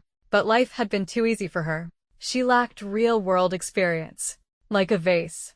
Beautiful and proud on display, but easily shattered. I smiled and sent her a text. On a business trip. Was on the plane. Did the interview go well? 2 can play the green tea game. A moment later, a reply came. Charlotte, since you want me and Henry to be together so badly, your wish is granted. He's with me now, comforting me. We're going to have a wonderful night. Since you've broken up, I hope you'll stop bothering him. And stop bothering me. I blocked her and moved on. I hoped she really liked her senior. And this wasn't just an act of spite. But that was no longer my problem. During the breakup period, I thought staying busy was the answer. It would make me forget everything. Keep me calm. Now that it was over, I suddenly entered a withdrawal phase. I moved into a new apartment. One night, I came home, turned on the light, and the first thing I said was, Henry, I'm home. There was no reply. I stood there for a few seconds before realizing I was alone. Another time, around 5 p.m., I took out my phone and scrolled through my contacts, looking for his number to ask what he wanted for dinner. I couldn't find his familiar profile picture. Then it hit me. We had broken up. Habit, especially an 8-year habit, is a terrifying thing. I had to start building new ones. Going to the movies alone. Cooking for one. Walking by myself. Being home. Alone. Sometimes I wanted to slap myself. Charlotte, are you pathetic? After everything he did to you, you still love him. Still think about him. Later, I gradually understood. It wasn't that I still loved that scumbag. I loved the version of myself that was in that relationship. Later, my scumbag boss actually did set me up with a quality guy. I wasn't opposed to meeting people. I went on 2 dates, but didn't feel a connection. Chloe also said the best way to get over one relationship is to get into another. She told me to stop working so much, to get out more, to meet new people. 3 months passed without me noticing. After work, I called Chloe. Did you get the bag? I asked. Driving. She was ecstatic. How did you know I wanted this Mio Mio bag? I love you. Aya. I love it so much. I smiled. I'm glad you like it. Wanna go hiking this weekend? She was hesitant. Well, my husband and I are going to a farmhouse for the weekend. A small wave of disappointment washed over me, but I smiled. Have fun. I'm driving. Gotta go. Wait. She shouted. That guy I introduced you to. You should meet him this weekend. He's a cop. Usually super busy. It's rare for him to have a day off. The light turned green, and I stepped on the gas. Forget it, I said, turning onto another street. If we're not hiking, I'll just go home and stay with my mom for a couple of days. It's been a while. Chloe mumbled. Don't kill me. But I already told him you're free. What? I was stunned. What do you mean you already told him? Who is this guy? Chloe was excited. He's the one I told you about 2 years ago. He's a distant relative of my husband's. Great family. Super handsome. 6 foot tone. 20 back abs. I chuckled. 20 back abs. Head looked like a washboard. She laughed too. You know what I mean. And get this. When you and Henry got back together, you never met him. He ended up dating someone else. And, just like you two, they met the parents, got engaged, and then the girl dumped him. I frowned. I hope he's not another scumbag who did something to her. Chloe said. You've got PTSD from Henry.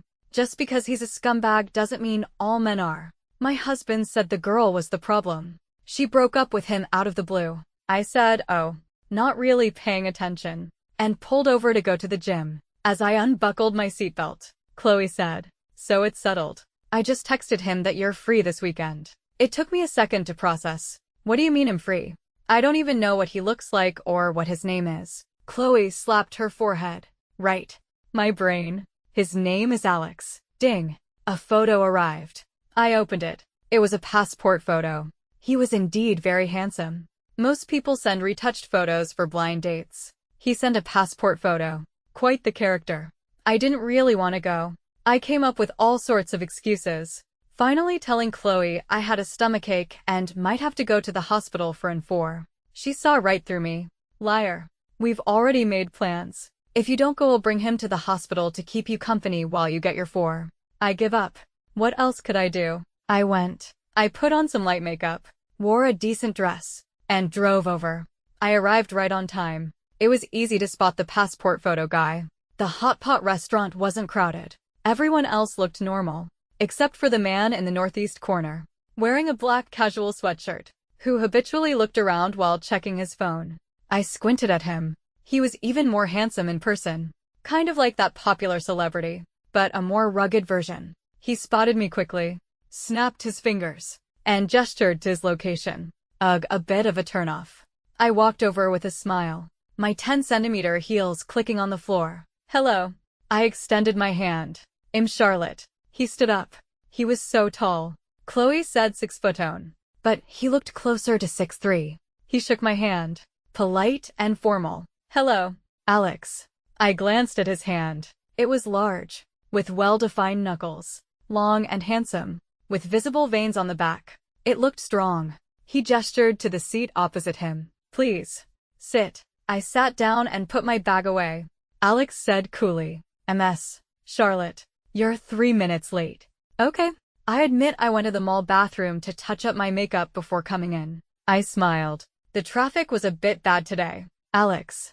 I checked. The traffic from your home to this mall is fine at this time. Ugh, how was I supposed to continue this conversation? I wanted to leave.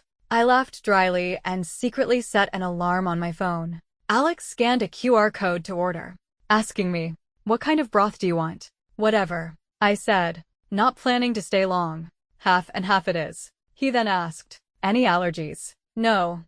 He quickly placed the order and poured me a glass of water. I ordered a few things I like. "You can scan the code and add more if you want." I smiled. "No need. I'll eat whatever you ordered." "Officer Alex." "Just Alex is fine."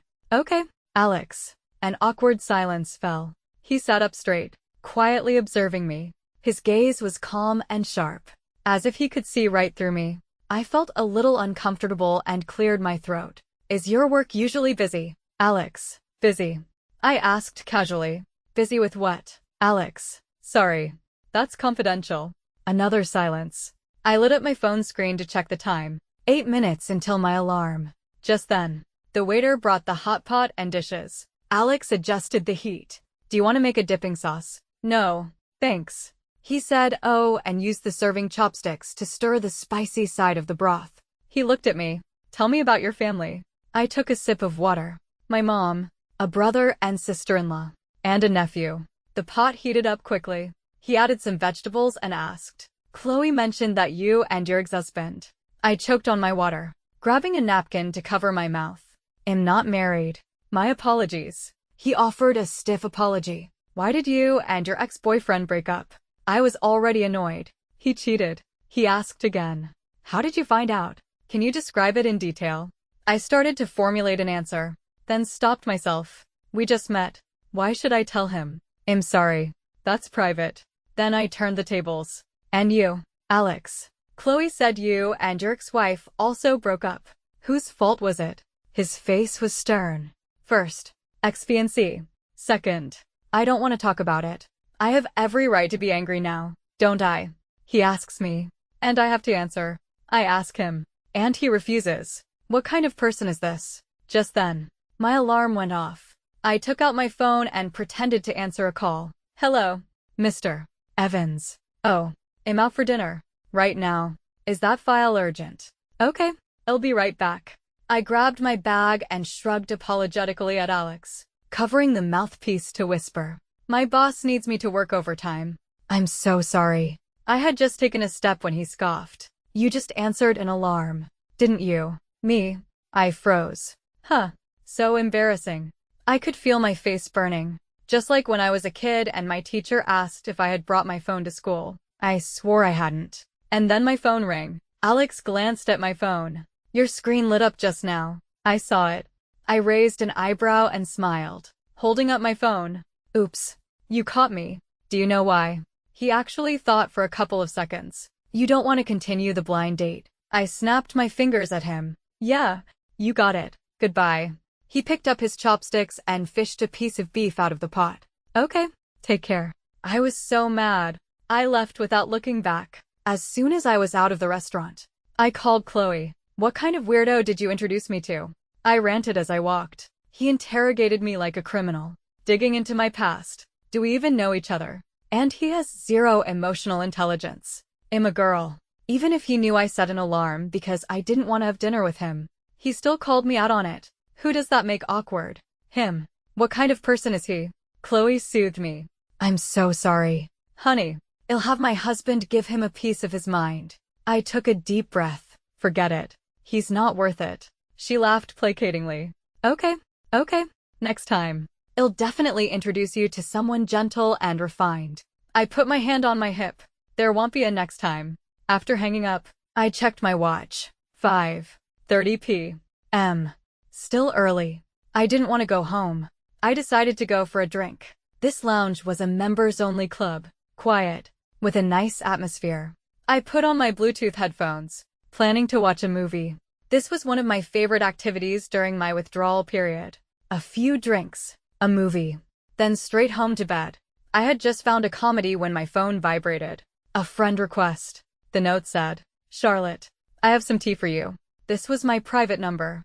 Not many people knew it. I was bored, so I accepted. The account was clearly new, with no posts and a generic landscape photo as the profile picture. After a few minutes of silence, I ignored it, took a sip of my drink, and prepared to watch the movie. Then, the person sent me a few photos. I opened them. They were screenshots of Henry's private social media feed. The first was a short video, seemingly taken in secret from far away. It was blurry, but it looked like a study room. Henry and Harper were sitting together. He kissed her, and she didn't pull away. The second was a photo of them holding hands, dated over 3 months ago, with the caption, "Meeting you. I know that fate has been kind to me. Let all the bad people and things be swept away by the wind. I really like you, my girl." The third was a screenshot of Harper in her graduation gown, leaning on Henry, with the caption, "Congratulations on your graduation, my girl. For the rest of my life, it's all you." My stomach churned.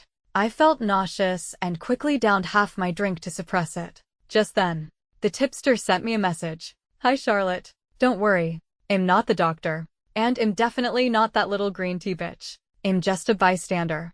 I've wanted to tell you this for a while, but I never had the chance. But when I saw that the doctor successfully proposed to his new girlfriend, I couldn't hold it in anymore.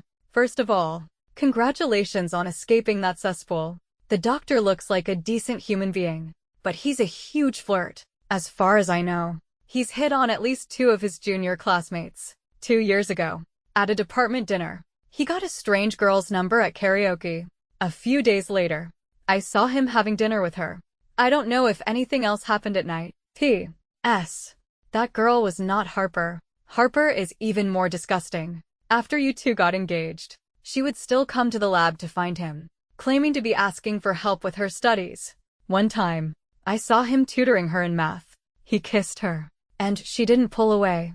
I don't know if you were sad after you broke up. All I can say is, congratulations on dodging a bullet. There's no need to shed a single tear for that scumbag. Okay, I won't bother you anymore. I'm deleting you now. I wish you all the best in finding happiness." I stared at the messages, unable to process them. By the time I tried to reply, the person had already deleted me. I guess the tipster was one of Henry's classmates. It seemed Henry and Harper had been intimate, and it had happened around the time of our engagement. Even more disgusting, Henry had not only flirted with Harper but had very likely slept with other women. My vision went black. My hand was shaking. I took out my phone, dialed the number I had known for 8 years, ready to confront him. But as my finger hovered over the green call button, I stopped. We were already broken up. Even if he admitted it, it wouldn't matter anymore. I ordered a bottle of wine from the waiter and had several glasses. It was truly more disgusting than swallowing a fly. I got drunk. The lounge manager offered to call a designated driver for me, but I refused. I wanted to feel the wind, to clear my head. Why did they have to rip open my wounds just as they were starting to heal? I was drunk and unsteady on my feet. I took off my heels and walked barefoot. I walked and cried, "Bastard, scumbag." My phone rang. As soon as I answered, Chloe's anxious voice came through. "Charlotte, are you okay? I've been calling you." I squatted on the ground and wailed. "What's wrong?" she asked frantically. "Was it that jerk Alex? I'll have my husband call and chew him out right now." I was sobbing too hard to speak. "Henry and Harper are getting married." "Chloe, your voice sounds off. Have you been drinking? It's not worth getting drunk over that scumbag." "Honey, no," I screamed in frustration. "I just found out today. He cheated on me with someone else. Not Harper. Another woman." Silence on the line. Then, through gritted teeth, Chloe said, "That son of a bitch." I cried out, "Chloe, my life is so miserable. I've been betrayed.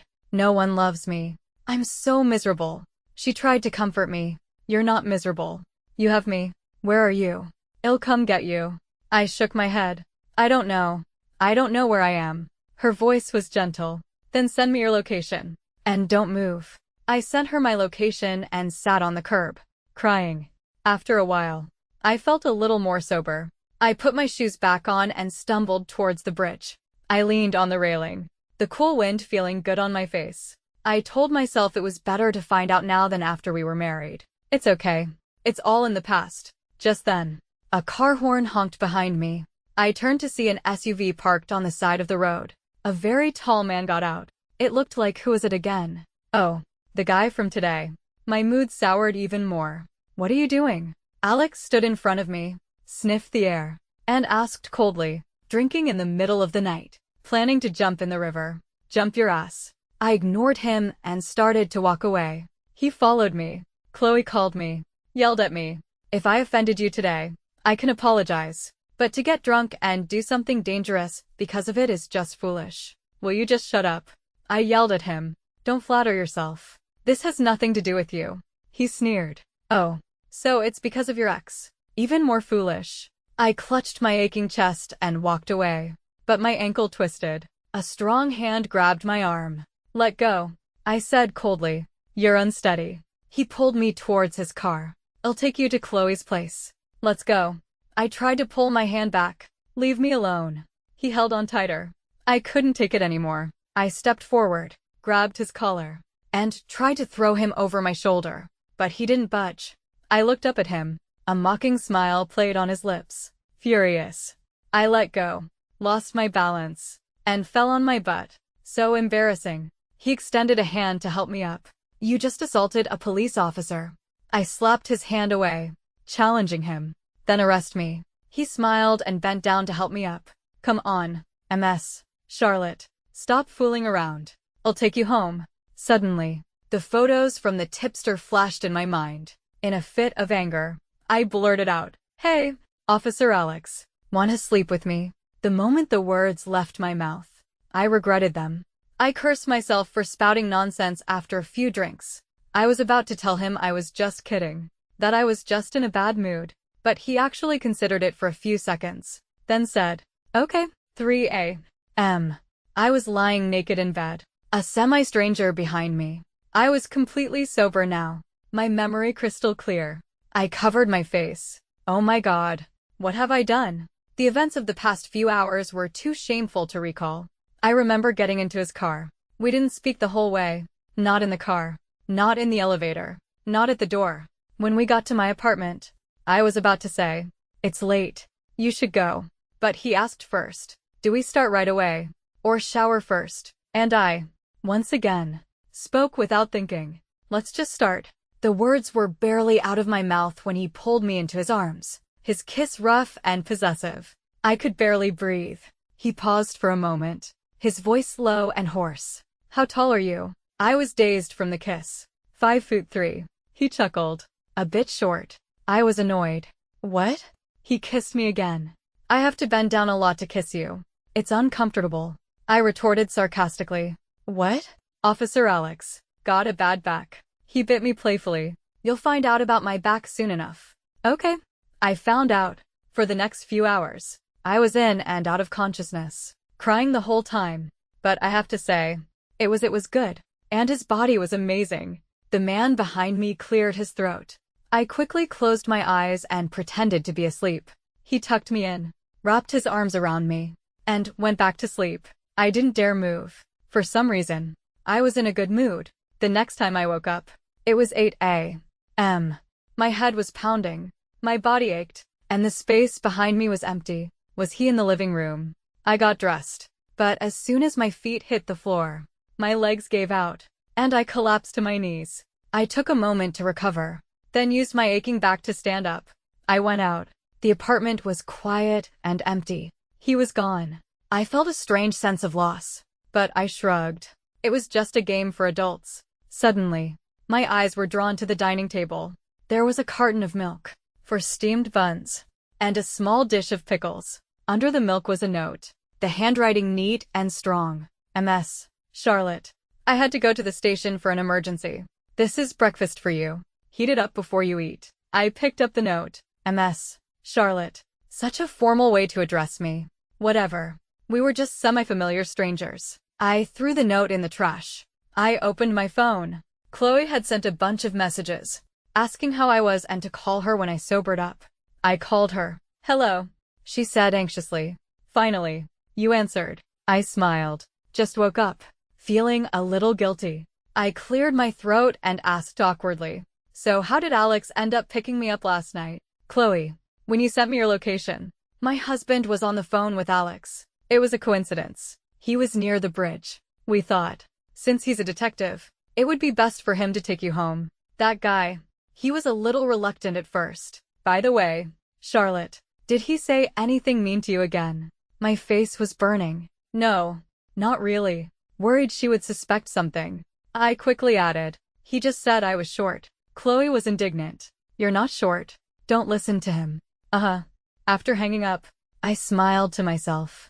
But my smile quickly faded. I had a meeting on Monday morning. Damn it. I was so late. I quickly got ready and rushed to the office. After dealing with everything, it was already noon. I massaged my sore shoulders and neck and opened my phone. A person with a basketball player as their profile picture had sent me over 20 photos of food. Then the person asked, "What would you like for lunch?" I didn't remember adding this person. Oh, I used to order takeout from restaurants near the office. It was probably some owner trying to promote their business. So annoying. Not interested. Thanks. I replied. The owner replied instantly. Okay. Sorry to bother you. I went back to work. As I was about to leave, the basketball player avatar sent me another 20+ photos, asking like a bot, "What would you like for dinner?" I can deliver. I was getting really annoyed. Busy. Not eating. Do not disturb. Thanks. The reply came. Okay. Sorry to bother you. I blocked the number. What kind of restaurant sends 40 or 50 pictures a day? So weird. I made a cup of coffee and checked my call history. I had called Alex before our date yesterday and saved his number. Should I call him? No. Why should I be the one to call him? It would make me look desperate. But seriously, did he just use me and leave? Maybe he was really busy at work. No time to call. 2 days passed, and he didn't contact me. Damn it. Did he really just see me as a one-night stand? I was inexplicably angry. Just then, my assistant knocked on the door with a small box. MS. Charlotte, a local delivery for you. It just arrived. I quickly composed myself and smiled. Bring it in. When I saw the sender's name on the box, my face fell. It was Harper. I wanted to throw it away, but I was curious about what she had sent. I opened it. Oh, an invitation. Mr. Henry and MS.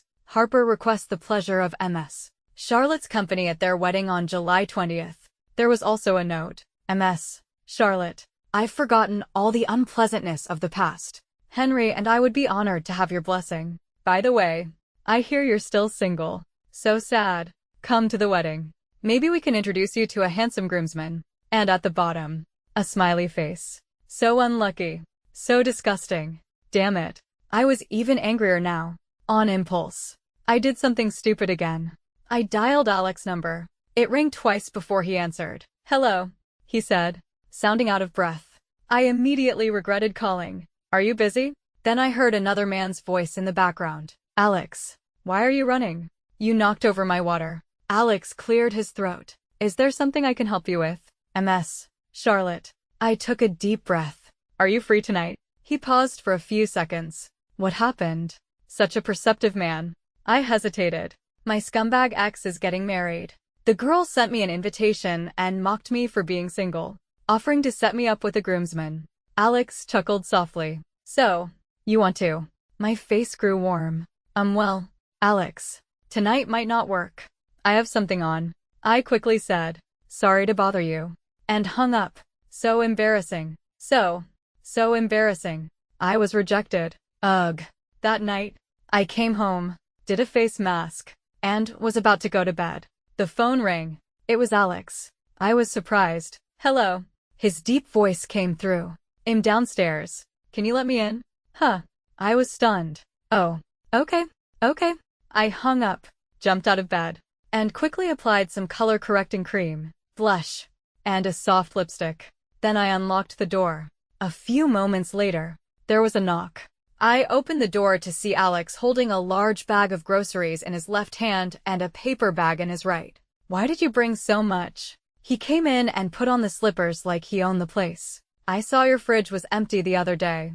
I was passing by the supermarket, so I thought I'd destock you up. I glanced at my phone. What supermarket is open at 11 p.m.? Suddenly, I realized I was in my nightgown, but without a bra. It was quite obvious. So awkward. He clearly noticed too and cleared his throat. "Have you eaten?" he asked. "Yes," I replied. "Want to eat again?" "I can make a late-night snack." He asked again. "I'll get fat." "No thanks," I replied again. He held up the bag. "Then I'll put these in the fridge for you." I stepped aside. "Okay." He was busy in the kitchen. I quickly went back to the bedroom and put on a bra.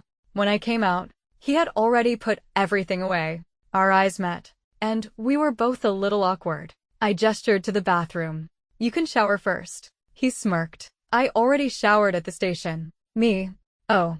The atmosphere was electric. I said something stupid again. "Wanna shower again?" I needed some time to mentally prepare. He took my hand. "Let's go together." And then things took a strange turn.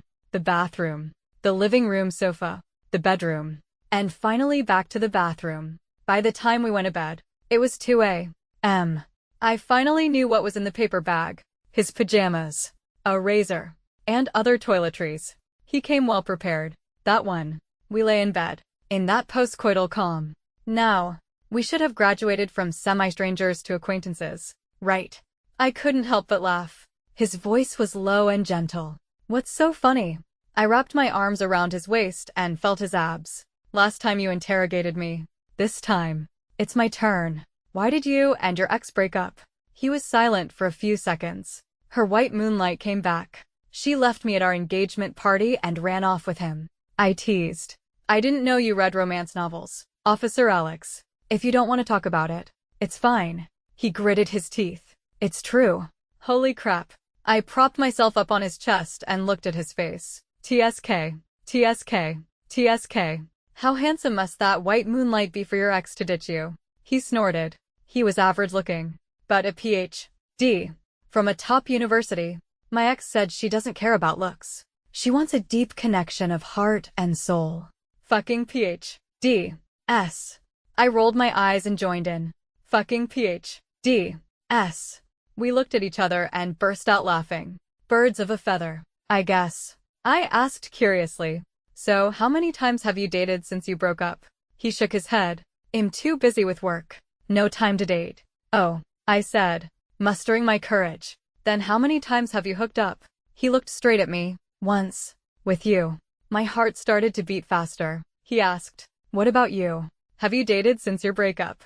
I was honest. My scumbag boss set me up with a few guys. We had dinner, but I wasn't interested. "You're the first one I've gotten to know intimately." His lips curled into a smile, and he pulled me closer. I smiled back. "Since we're so familiar now, let's add each other on WeChat." He pouted. "We did, but you deleted me 2 days ago." I shot up. "What?" I slapped my forehead and pointed at him in disbelief. "I remember now. Are you the one with the basketball player profile picture who sent me dozens of food photos?" He nodded and reached for his phone on the nightstand. He opened WeChat and showed me his profile. Ugh, it was him. I was even more surprised. "When did I add you?" He raised an eyebrow. 2 years ago. Chloe said her best friend had broken up with her boyfriend and wanted to introduce us. She sent me her contact. I swallowed hard. Oh my god. We were connected 2 years ago. Just then, he sat up, tilted my chin, his tone mock menacing. "By the way, why did you delete me?" I raised my hands in surrender. "I thought you were a restaurant owner from near my office. You sent me dozens of photos and asked if I wanted to eat." I was annoyed. "So I blocked you." A clear smile flickered in his eyes. He muttered, "So that's what happened. And here I thought you were a Uzi-Man-Lo-Seam type." I heard him and asked innocently, "What did you say?" "Nothing. Go to sleep." But now I was wide awake. "I can't sleep." His hand moved to my waist. "Wanna go another round?" I closed my eyes. "I'm dead." He laughed. Alex and I fell into a stable relationship. We were both busy with work, so we didn't see each other every day.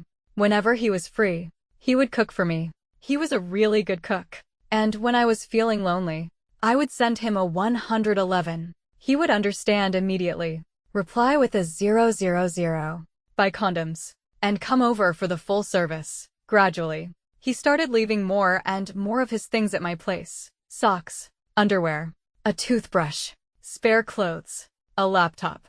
Sometimes on weekends, we would go hiking or to the movies, but mostly we just stayed in and fooled around. 2 months passed like this, and we grew more and more accustomed to each other's rhythm. I realized something. We had never defined our relationship. Were we friends? Friends with benefits? Or something else? I thought. I should ask him. If he just saw me as a short-term fling. I needed to make a choice sooner rather than later. Time flew by. It was mid-September, and Alex and I were both participating in a marathon. I decided today was the day I would ask him. The sky was overcast, as if a storm was brewing. Alex wore sunglasses and a short-sleeved running outfit. His long, powerful legs were particularly eye-catching, making him look even more dashing. I took out the sunscreen I had brought and applied it to my arms and neck. Let me help. He casually took the sunscreen and applied it to the back of my neck, smiling. You haven't forgotten the running techniques I taught you, have you? I waved my hand. Hey, I'm just here for the experience. You should focus on winning, he said seriously. Winning isn't important. Finishing the race together. That's what matters. My heart skipped a beat. What's so special about that? Just then, a staff member walked over with a megaphone. It's almost time. Runners, please get ready. Of all the times to start, Alex and I joined the queue, getting into position. The starting gun fired, and the runners began to move. My mind was elsewhere, so I started at a slow jog. Alex stayed by my side, matching my pace. I smiled. You don't have to stay with me. I think I'm getting my period soon. I'm not feeling great. I'll be running very slowly today. He ruffled my hair. It's okay. It's a marathon. I have good stamina. I can catch up in the second half. I'll jog with you for now. I looked at him. My heart a jumble of emotions. Damn. He's so handsome. He's totally my type. What if he really just sees me as a bed buddy? What if one day he just tells me he's found his true love and we should stop seeing each other? I sighed. What could I do? The world wouldn't stop spinning. He asked gently. What's wrong? Charlotte, you seem preoccupied. Is something wrong at work? It's fine. I composed myself and glanced at him. I saw you on the balcony on the phone for a long time last night. Who was it? He said directly. My ex. She's coming back. My heart sank. A growing sense of unease. We ran in silence for 10 minutes. I asked, why is your ex contacting you? He sneered. She and her white moonlight got a divorce. She wants to get back together with me. What? I couldn't process it. My left foot tripped over my right, and I went down hard. My knee was scraped and bleeding. I sat on the ground, wincing in pain. Alex squatted in front of me, examining my wound. Just then, a volunteer with a first aid kit rushed over. Miss, are you okay? The volunteer took out saline solution and iodine, wanting to check my injury. I'm fine. I looked at Alex and smiled apologetically. I don't think I can run anymore. Don't worry about me. You should go finish the race. He took the saline from the volunteer and cleaned my wound. It's not an important race. I'm not running. He was very professional, cleaning the wound, disinfecting it with iodine, and then applying a dressing. I looked at him, my mind in a turmoil. He and his ex had been engaged. They must have had deep feelings for each other. Now that she wanted to get back together, I wondered what he would do. Just then, he took my arm and helped me up. How is it, Charlotte? Can you walk? I took a few tentative steps. It hurt a little. I can. I thanked the volunteer and gritted my teeth, trying to walk. Suddenly, Alex crouched in front of me. I was stunned. What are you doing? He patted his back. I'll carry you. Get on. I looked around. There were so many people. It was embarrassing. It's okay. I can walk. Stop being so stubborn. He just lifted me onto his back. Sure enough, the crowd cheered. I was even more embarrassed, turning my head to rest on his back. He was very clean, with no strange smells, just a fresh, sunny scent, like vanilla. It was nice. I sighed. He tilted his head slightly. You've been acting strange ever since I mentioned my ex. What's on your mind? Ugh, so perceptive. I hesitated for a moment, then just asked, are you going to get back together with your ex? He answered without a second thought. Of course not. I breathed a sigh of relief, a smile spreading across my face, but my worries quickly returned. I wrapped my arms around his neck. Alex, can we talk? He smiled. Sure. About what? I bit my lip. I want to know how you see our relationship. He raised an eyebrow. What about you? How do you see it? I watched his expression carefully. I need to know if we're friends, or bed buddies, or something else. It's very important to me. It will affect my plans for the future. He stopped walking. I noticed his face had suddenly darkened. He looked scary. What's wrong? I asked weakly. He was clearly holding back his anger. I thought we were in a relationship. What? I was shocked. When did you start thinking that? His jaw was tight.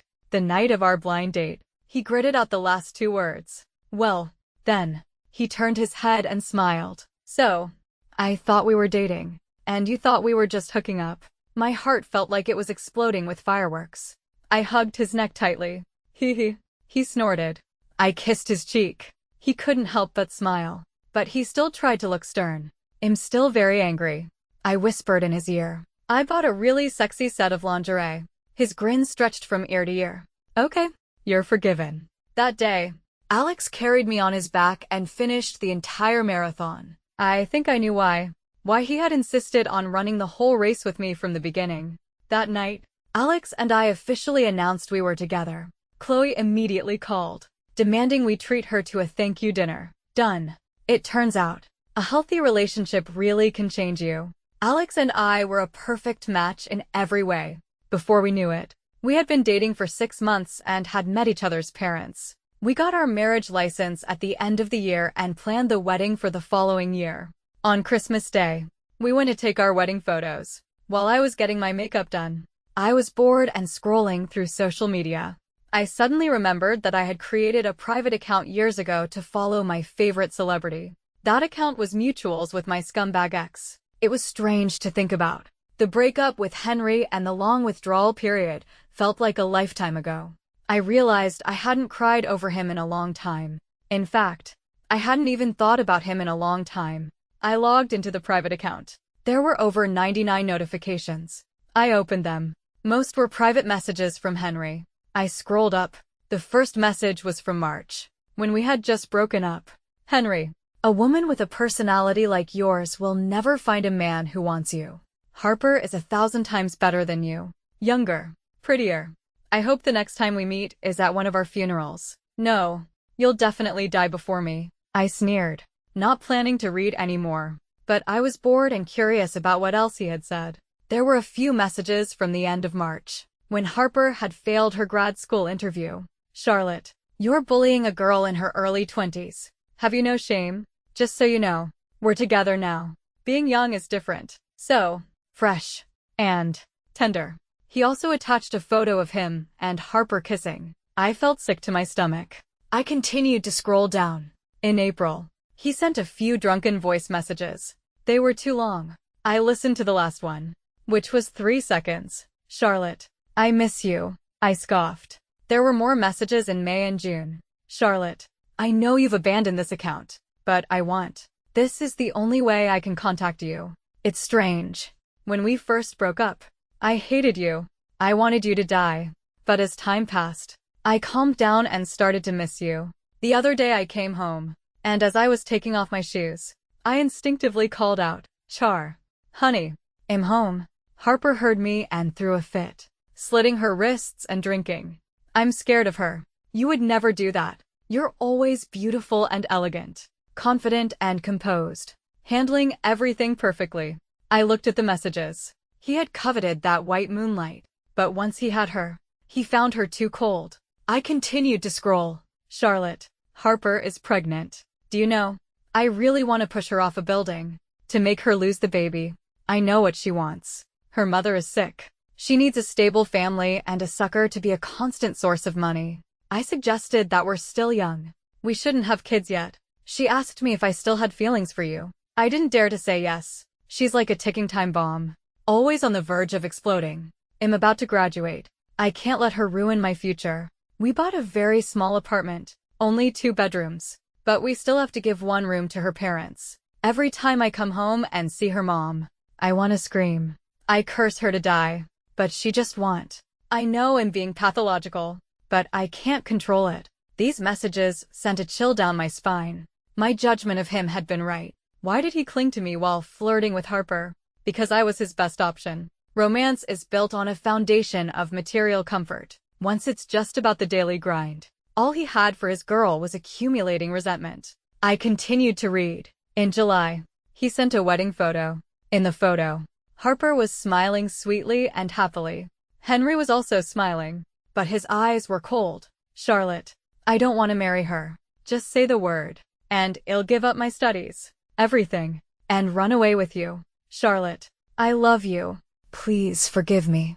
Tomorrow, I'm coming to find you. My heart sank. Henry had come looking for me. I quickly scrolled down. The next day's message was a photo of Alex. Charlotte, I came to find you. I snuck into your new apartment complex. I didn't want to disturb you, so I sat downstairs all night. And then, the next morning, I saw him. I saw you two come out, holding hands. Is he your new boyfriend? Can you tell me what he does? Is he good to you? Tell me. It's very important to me. I frowned and continued to scroll. There were many messages in August. Charlotte, I called Chloe to ask about you. She wouldn't say anything. She warned me not to disturb your peace. Charlotte, are you happy? I'm not happy at all. Harper is getting bigger. Her temper is bad. She's so selfish. I'm the only one earning money now. I'm so tired. I scoffed. There weren't many messages in September. He sent a photo of Alex carrying me on his back. Then, a dozen 60-second voice messages. I couldn't be bothered to listen. Finally, he sent a text. You two look good together. Sometimes I really wish I could turn back time. Then, the man carrying you would be me. In October and November, he mostly complained about Harper. In December, just a few days ago, he sent a message. Charlotte, I hear you're getting married. Can you invite me? I'm not worthy of you anymore in this life. Can I just watch you walk towards your happiness? I frowned and started to type. Don't come. Don't bother me. I typed and deleted. Finally, I deleted the account. The next time he tried to send a message, he would get the hint. Just then, the makeup artist stopped and smiled. Oh, the groom is here. I turned to look. Alex, in a sharp, custom-made suit, was striding over with a paper bag. So handsome. My heart swelled with happiness. He stood beside me, looking down at me for a long time. My wife is so beautiful. I smiled. Did you just go buy food? He held up the bag. You wanted wontons from Yao's, right? Here you go. Then he smiled at the staff. I've bought everyone milk tea. Please. You must make my wife look like a goddess. The makeup artist was very charming. MS. Charlotte is a goddess even without makeup.